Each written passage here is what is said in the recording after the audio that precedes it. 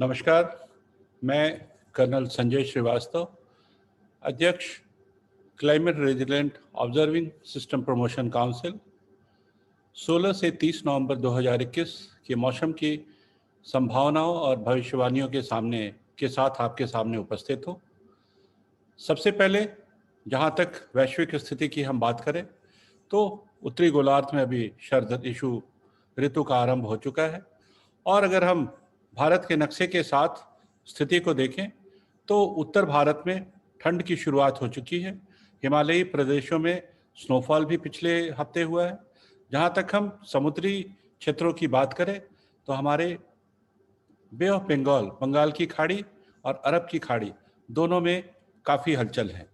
पिछले 10 दिनों से बंगाल की खाड़ी में काफ़ी हलचल रही और केरल, कर्नाटक, तमिलनाडु, चेन्नई में काफ़ी बारिश का सामना करना पड़ा है।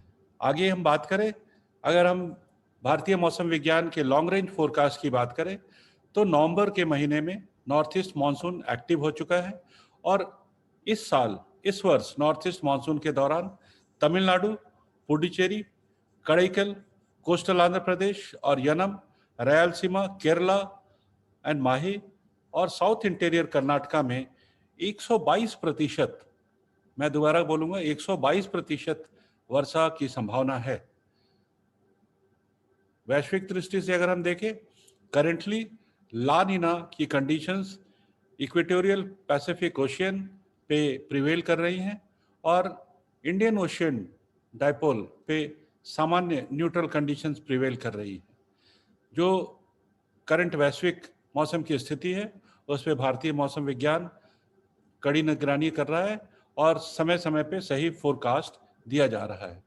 अगर हम बात करें करंट सिचुएशन की तो आप देखिए दो low level areas bay of Bengal और अरेबियन सागर दोनों में बनी हुई है। ये अरेबियन सागर का क्षेत्र है और ये हमारी सैटेलाइट की पिक्चर है आज दिन के 11:57 पे। और अगर इस आप पिक्चर को ध्यान पे देखिए तो अरब सागर पे जो लो लेवल का निम्न दबाव का क्षेत्र बना है ये उत्तर वेस्ट और उत्तर पश्चिम बढ़ने की संभावना है, लेकिन इसके निम्न दबाव के कारण जो कोस्टल इलाके हैं, विशेषकर पश्चिमी कर्नाटक और दक्षिणी गोवा के हिस्से हैं, केरल के तट हैं, यहाँ पे बारिश की संभावना है। साथ साथ अगर बे ऑफ बंगाल की हम बात करें, बंगाल की खाड़ी से, तो ये निम्न दबाव का क्षेत्र उत्तर और उत्तर पश्चिम दिशा की ओर बढ़ रहा है, जिसके कारण दक्षिण तमिलनाडु, कर्नाटक के वेस्टर्न एरियाज और केरला के हिस्से में बारिश होगी। साथ साथ अगर हम देखें जो स्थिति बनी है वैश्विक स्थिति, ये अरब सागर के निम्न दबाव का क्षेत्र है, ये बे ऑफ बंगाल का, और साथ साथ इसके पीछे आप देखें और ज्यादा मॉइस्चर फॉलो कर रहा है, तो इन इलाकों में लगातार अच्छी बारिश देखने की संभावना। और जैसा कि मैंने आपको बताया, इस बार नॉर्थ ईस्ट मानसून के दौरान 122% वर्षा की संभावना है। मैं आगाह करना चाहूंगा, अगले 24 घंटों में कोई साइक्लोन की संभावना नहीं है।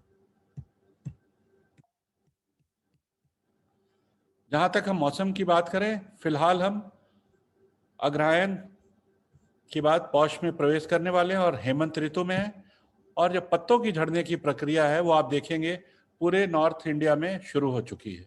क्योंकि इस बार शरद ऋतु से पहले जो ऑटम आता है वो आया नहीं, तो इसी कारण शरद ऋतु में पत्ते झड़ने की प्रक्रिया है। तो इससे किसानों को घबराने की जरूरत नहीं है। जो फलों के पेड़ हैं या बड़े पेड़ हैं उनके पत्ते झड़ेंगे और थोड़े दिनों में अपने आप ठीक हो जाएंगे। इस वक्त हमें जो काम करना है वो यह आवश्यक है कि सभी पौधों में पानी की सुविधा हो, जिससे कि उनकी जो शीतता है वो कम ना हो। जहाँ तक दिल्ली के मौसम की बात है तो दिल्ली में अगले 10 दिनों में मौसम सामान्य तौर पे दिन के वक्त सामान्य रहेगा, रात में ठंड बढ़ने की संभावना है। न्यूनतम तापमान 25 नवंबर के आसपास 10 डिग्री तक जा सकता है। लेकिन दिल्ली में के आसपास इलाके में जो पोल्यूशन बढ़ रहा है इसके कारण तापमान में ज़्यादा कमी होगी, और खास करके जो लोग सवेरे सैर करने जाते हैं या रात को घूमते हैं उनको ये सलाह है कि वो घर में रहें या पक्के मकानों के अंदर रहें जहां हवा सुरक्षित हो। मुंबई की जहां तक हम बात करें तो पश्चिमी तट पे बुधवार से आप देख लीजिए सोमवार तक, मतलब लगभग 19 नवंबर से 24-25 नवंबर तक हल्की या मॉडरेट बारिश होने की संभावनाएं हैं। जहां तक मुंबई की बात है तो मुंबई में 18 तारीख को अच्छी खासी मॉडरेट टू हेवी रेन की संभावना है। कलकत्ते की अगर हम बात करें तो कलकत्ते का मौसम सामान्य तौर पे मॉडरेट रहेगा, 29 डिग्री से 21 डिग्री के बीच में तापमान रहेगा। लेकिन अगले सोमवार को, मतलब करीब 23-24 नवंबर के आसपास बारिश की संभावना है। जहां तक चेन्नई की बात है, चेन्नई चूंकि पश्चिम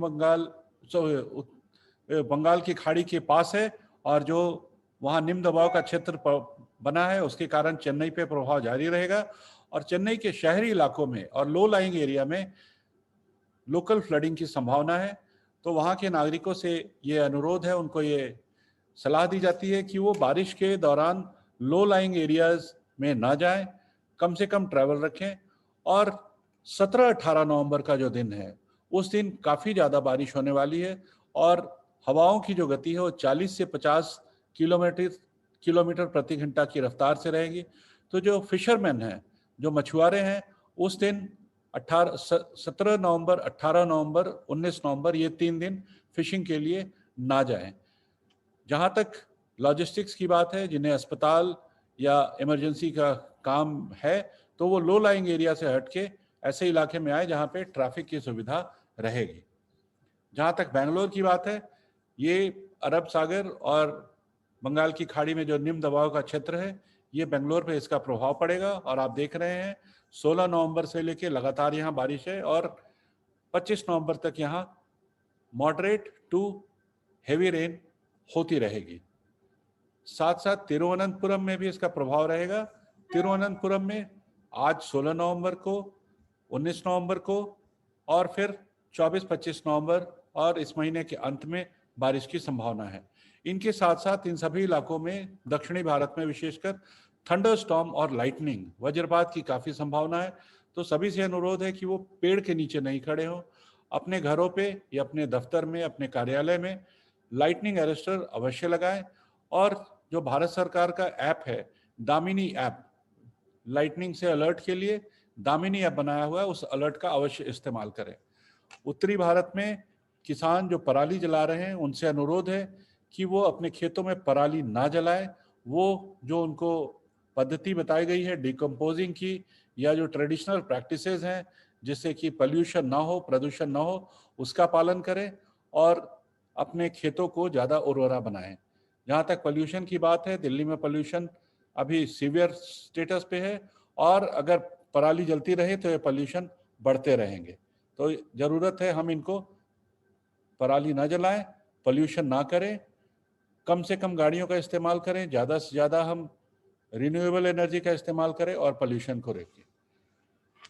जहाँ तक 16 से 25 नवंबर के पूरे मौसम की अगर संक्षिप्त रूप से हम बात करें तो हमारे देश का दक्षिण भारत का हिस्सा प्रभावित रहेगा और ये जो कोस्टल इलाके हैं और ये बेंगलोर के आसपास का इलाका, इन पे प्रभाव पड़ेगा। उड़ीसा से लेके तमिलनाडु, आंध्र प्रदेश, तेलंगाना, कर्नाटक, गोवा, इन सब इलाकों पे ज़्यादा प्रभाव पड़ेगा। ईस्टर्न इंडिया में कभी कभी कहीं छुट पर थोड़ी बारिश हो सकती है। उत्तरी भारत में ठंड बढ़ेगी, खास करके मैदानी इलाकों में, बिहार, उत्तर प्रदेश, मध्य प्रदेश, इनके मैदानी इलाकों में ठंड बढ़ेगी। गुजरात, राजस्थान का इलाका खुश्क रहने वाला है और वहाँ पे मौसम सुखनुमा रहेगा। इस संदेश के साथ मौसम के साथ रहिए, खुश रहिए, स्वस्थ रहिए। नमस्कार।